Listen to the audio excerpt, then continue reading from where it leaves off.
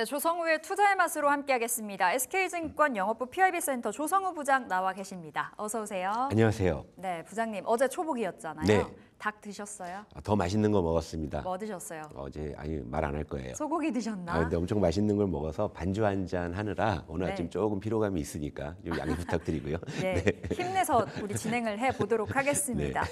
어제 장부터 복기를 한번 해볼게요. 어제 사실 트럼프 피격 소식 이후에 이제 개장이 됐었고 네. 걱정으로 시작을 했지만 그래도 걱정은 기우였던 것 같아요. 네. 좀 양시장, 양대지수가 좀 선방하면서 끝이 난 것 같은데 어떻게 보셨나요? 일단 전체적으로는 뭐 결국에 이제 그 트럼프가 휘감은 그런 시장의 모습이었죠. 결국엔 트럼프 수혜 업종과 피해 섹터가 일단 희비가 교차된 부분이 분명했고 또 반바지 중에서는 바이오 쪽이 트럼프 수혜 기대감이 조금 더 강한 모습이었고 네. 2차 전지는 이제 그런 어떤 우려감에 좀 약한 모습이었고 이렇게 정리를 해볼 수가 있겠죠. 그리고 뭐 반도체 같은 경우에는 피해일까 수혜일까 뭐 약간 좀 긴가민가한 상황에서 약간 좀 혼조되는 그런 모습인데 반도체 같은 경우에는 당장의 트럼프 이슈보다는 그동안에 좀 많이 올랐던 가격 부담이나 기간 조정, 뭐 수급 조정 뭐 이런 부분들의 좀 연속이라고 볼 수가 있고 오히려 테마군에서 그 색깔이 더 짙게 나타났어요. 어제 이를테면은 방산주, 네. 원전주 그리고 모처럼 우크라이나 재건 심지어 뭐 경협주 그러니까 결국에 이제 시장은 트럼프 수혜주 찾기에 굉장히 골몰하는 하루였다 이렇게 볼 수 있고 또 반대편에 있는 뭐 철강이나 신재생, 뭐 자동차 이쪽은 아무래도 좀 우려감이 작용되는 이런 모습인데 지금 화면에 나오는 이 수혜 업종과 피해 업종은 시장에서 일단 이렇게 좀 분류를 해놓고 있는 상황입니다. 그러니까 뭐 또 어느 정도 또 시간이 흘러서 이게 피해 업종인 줄 알았는데 이게 오히려 수혜 드라마 하는 애들이 나타날 수도 있어요. 분명히 나올 거거든요. 예, 그럴 거 예를 들면 2차 전지가 일단은 피해 업종으로 반응을 하기는 했는데 테슬라의 CEO 또 일론 머스크가 뭐 트럼프에게 거액의 기부를 하고 뭐 경제 참모를 뭐 자처하고 나왔다. 뭐 이런 변수들. 그러니까 일단은 시장에서는 이렇게 좀 선을 그어서 분류는 하고 있습니다만 그렇다고 해서 뭐 수혜 업종이 늘 수혜고 뭐 피해 업종이 늘 피해는 아닐 수 있습니다. 왜냐하면 아직 미국 대선 4개월 남았거든요. 또 이제 어떤 공약이나 정책 기조의 변화 이런 게 있을 수 있기 때문에 일단 기본적으로 이런 틀에서 움직였다 정도로 정리해 볼 수 있을 것 같아요. 네. 그러니까 꼭 변수가 있기 마련이어서 네. 지금 트럼프 전 대통령이 당선이 된 것이 아니기 때문에 지금 수혜주 찾기 해봐야 되긴 하겠습니다만 뭐 원체 좀 빠질 필요는 없다 이렇게 들리는 것 같고요. 네. 앞서 바이오 이야기 주셨잖아요. 네. 어제 반바지 안에서 바이오가 약진을 했습니다. 트럼프 수혜주로 네. 조금 더 치우치는 모습이었는데 원체 이제 바이오는 각계전투 펼치고 있잖아요. 네, 네. 전반적인 틀에서 바이오 어떻게 바라봐야 될까요? 그러니까 참 바이오가 어쨌건 이제 하반기 들어서 이제 절반을 지나가고 있는 상황이고 시장 전체적으로는 결국에 반바지 중심의 순환매는 계속 이어지고 있어요. 그런데 한 2주 정도 이제 흘러가 보니까 그래도 이제 성적표에서 조금씩 차이가 나기 시작을 하는 거죠. 요거 화면을 보면서 설명을 드릴게요. 그러니까 이 7월 이번 달 현재 코스피는 약 2% 정도 상승을 했고 이 반바지는 세 업종 모두가 지금 시장 수익률을 상회하고 있는 상황이긴 해요. 네. 근데 이제 각 섹터별로 조금씩 온도차가 있는데 오늘은 이제 그 코스피 의약품을 가장 먼저 위에 놨습니다. 왜냐하면 7월 들어 가장 발군의 지금 수익률을 보여주고 있거든요. 이를테면 코스피 의약품 같은 경우가 7월 현재 업종 지수가 약 12% 정도 상승을 했습니다. 그러니까 굉장히 좀 발군의 어떤 지금 상승률을 보여주고 있고 7월 들어 또 이제 전기전자가 하반기 들어 조금 이제 조정의 어떤 부담을 갖고는 있습니다만 7월 현재 약 지금 5% 정도 상승을 했어요. 그러니까 반도체 역시도 뭐 긴가민가하고 흔들림은 있어도 결국에는 이렇게 시장 대비해서는 좋은 흐름이고요. 그리고 이제 가장 좀 더디지만 2차 전지도 7월 현재 약 2.6% 상승을 했기 때문에 이 세 업종 다 지금 코스피 상승률을 상회하고 있습니다. 그러니까 결국엔 제가 말씀드린 하반기는 반바지 중심의 순환매가 계속 이어지고 유효한데 일단은 7월에 한 중간 정도를 지나면서 보니까 지금 바이오 쪽이 지금 발군에 지금 일단 네. 그런 어떤 좀 이 숫자를 좀 보여주고 있는 이런 상황인데 특히 어제 이제 바이오 쪽이 좀 강했던 이유는 그러니까 트럼프의 공약 중에는 이제 수입 이제 그 약에 대한 수입 제한을 완화한다라는 측면들, 그리고 이제 헬스케어 쪽에서 저소득층에 대해서는 이제 기본적인 어떤 이제 의료 이제 이런 부분들이 이제 적용이 돼야 된다, 이런 것들이 이제 반영이 된 거였거든요. 그러니까 전체적으로 봤을 때는 일단은 트럼프 수혜주 중에서는 반바지 중에서는 일단 바이오가 직관적으로도 가장 좀 수혜 업종으로 분류가 되고 있기 때문에 지금 상당히 좀 좋은 모습을 보였다, 이렇게 볼 수 있겠어요. 그럼 네. 바이오 이제 우리의 고민은 그거죠. 네. 지금 담아도 될까? 그렇다면 큰 바이오, 대형 바이오 담을까? 아니면 작은 바이오 담을까? 네, 맞아요. 이렇게 좀 세분화해서 나눠 봤을 때는 네. 여전히 대형으로 좀 바라보세요. 그게 저는 사실 방송 나와서 그래도 여러분들께 도움을 드릴 입장에서 그게 좀 맞다라고 보는 게요. 이 그림을 보면서 설명을 드릴게요. 물론 7월에 이렇게 바이오의 상승률이 두각을 나타내고 있죠. 발군의 모습을 보이고 있고, 자 이제 이 세 종목은 코스닥을 대표하는 바이오 이제 몇 종목이에요. 자, 맨 위가 HLB입니다. HLB 같은 경우에 이번 달만 지금 무려 43% 급등을 했거든요. 예. 그러니까 물론 저도 7월 초에 여러분 HLB 저 관심 종목이다 하면은 저도 뭐 여기 와서 생색도 내고 좋을 거예요. 그런데 이 변동성은 어마어마하거든요. 자, 얼마 전에 HLB도 그 신약 승인 관련한 이슈가 있어가지고 또 하한가를 2번이나 가고 이런 변동성이 있기 때문에 아무리 이 종목이 많이 올라갈 것 같다 하더라도 사실 이런 어떤 코스닥 이 신약 기반의 어떤 그런 바이오 종목들은 제가 방송에서 이렇게 좀 특정 종목 언급을 안 하려고 한다는 말씀도 이전에 드린 적이 있고, 자, 삼천당 제약도 7월 한 달 동안 무려 지금 30% 정도 지금 상승을 했으니까, 그러니까 7월 달에 뭐 이런 종목들 들고 계셨더라면 아주 기분은 뭐 좋으셨겠지만 이 변동성이 굉장히 크단 말이죠. 그러니까 이런 부분들 때문에 좀 제가 항상 조심스러운 거고, 자 이제 맨 아래에 있는 종목은 요건 또 이제 그동안 핫했던 알테오젠인데 얘는 또 이번 달에는 그냥 그대로 있어요. 그러니까 이런 이제 코스닥의 어떤 제약 바이오 종목들은 변동성도 크고요, 종목별 편차도 크죠. 그러니까 제가 아직까지 반바지를 이야기하면서도 개별 종목을 관심 종목으로 말씀 안 드린 섹터가 아마 코스닥 반도체 중소형주하고요, 그다음에 아마 코스닥 바이오 중소형주였을 거예요. 근데 여전히 저는 그런 기조를 그냥 유지할 생각이고, 이런 부분들은 뭐 굉장히 매운맛이기 때문에 네. 여러분들 성향에 따라서 뭐 그냥 스스로 판단해서 접근하시는 것까지는 제가 뭐 뜯어 말릴 생각은 없습니다만, 예기치 않은 어떤 변동성에 또 낭패를 보실 수 있는 가능성이 있기 때문에 굳이 이제 이런 거는 그냥 이렇게 현황만 말씀을 드리려고 하고 있고, 제가 오히려 이제 바이오 쪽에서 관심을 갖고 있는 종목군들은 여전히 이런 대형주군이라는 거죠. 자, 맨 위에는 이제 삼성 바이오로직스고요. 그리고 중간은 셀트리온이고 맨 아래는 이제 한미약품을 제가 딱 해놨는데, 네. 요것도 지금 보시게 되면은요, 이번 달 지금 상승률이 꽤 나오고 있습니다. 그러니까 이를테면 삼성 바이오로직스 같은 경우도 7월 현재 약 13% 대형주잖아요. 그렇죠. 근데 안정적으로 올라오잖아요. 삼성 바이오로직스는, 그러니까 예를 들면 삼성 바이오로직스를 들고 계시면서 맨날 뭐 종목 토론방 가셔가지고 이슈가 뭐가 있는지 뉴스를 항상 챙겨 보실 필요는 없잖아요. 예. 근데 이제 그런 어떤 중소형 코스닥 제약 바이오들은 종가상으로 마감이 잘 됐다가도 갑자기 뭐 시간에 악재가 떠가지고 뭐 시간에서도 변동성이 발생하는 그런 일들이 비일비재하지 않습니까? 근데 적어도 삼성 바이오로직스는 정규장 딱 끝나면은 이제 내 볼일 딱 볼 수 있는 종목이잖아요. 그러니까 저는 이런 쪽을 좀 말씀을 드리고 싶고, 자, 셀트리온이 대형 그 제약 바이오 쪽에서는 조금 더딘 감은 있습니다만 그래도 이번 달 7.7% 정도 지금 상승률을 보여주고 있기 때문에 나쁘지 않거든요. 사실 지수 대비 아웃퍼폼 네, 하고 지수 있는 거죠. 대비해서 잘 올라오고 있고, 이들 종목들은 제가 누누이 뭐라고 말씀드려요. 들고 있어서 불안하지 않은 주식이 제일 좋은 주식이다. 그렇죠. 그런 관점에서 본다고 하면 이런 대형 그 제약주들은 상당히 지금 안정적인 추세를 지금 보여주고 있고요. 맨 아래에 있는 한미약품도 지금 이제 이번 달에 12.8% 정도 상승했거든요.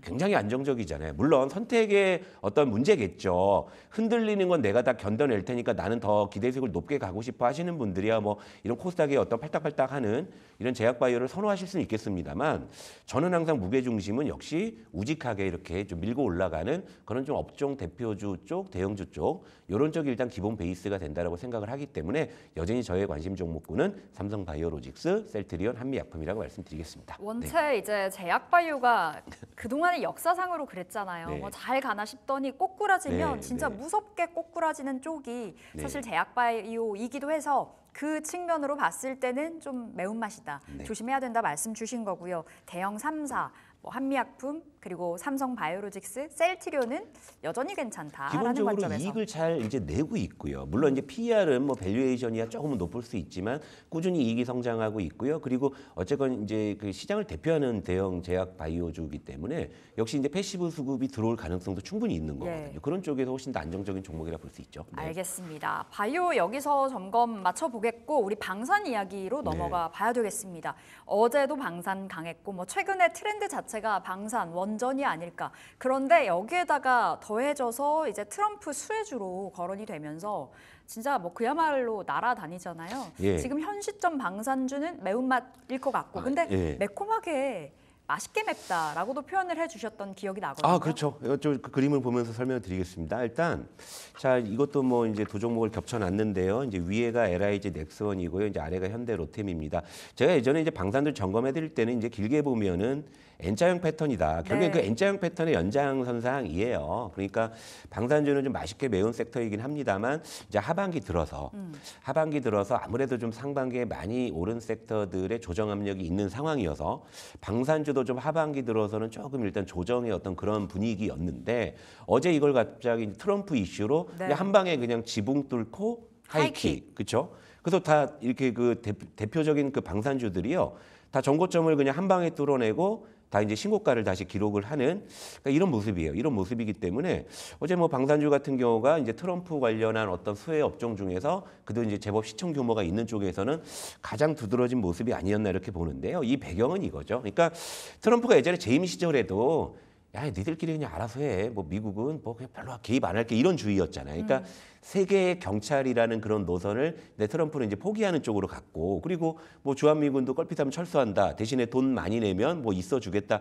약간 이런 식이었기 때문에 트럼프가 이제 재집권을 하게 되면은 이제 각국의 어떤 이제 자국 보호 어떤 그런 어떤 방어 기제나 이런 것들이 이제 작동하기 때문에 아무래도 자체적으로 국방력을 강화하려는 그런 이제 움직임들이 이제 확산될 것이다. 이제 이런 것들이 이제 방산주를 좀 자극을 한 거예요. 그래서 급등을 했는데, 그러니까 이제 길게 보면은 결국 이제 방산주들이 N자형 패턴을 계속 그리고는 있습니다만 어제 이런 이제 급등으로 인해 가지고 단기적으로 또 가격 부담이라는 고민은 뭐 생길 수밖에 없는 상황인 것 같아요. 네. 원체 좀 많이 올라가 있는 자리고 신고가 영역에서 움직이고 있기 때문에 네. 지금 잡아라 하기에는 좀 이제 늦은 감이 없지 않아 있을까. 물론 더 갈 수는 있겠지만요. 네.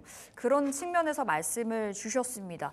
자, 우리 시간이 별로 없는데 우크라이나 네. 재건 관련해서도 이야기 네. 나눠볼게요. 어제 갑자기 급등했어요. 남북 그렇죠. 병력주까지 올라가는 모습이었었는데 네. 이거 그냥 단발적인 재료 속에 올라간다라고 봐야 될지 아니면 진짜 연속적인 상승까지도 기대해 볼 수 있는 대목일까요? 요거는 요렇게 우리가 힌트를 찾아볼게요. 자, 요 그림을 한번 보면서 말씀드릴게요.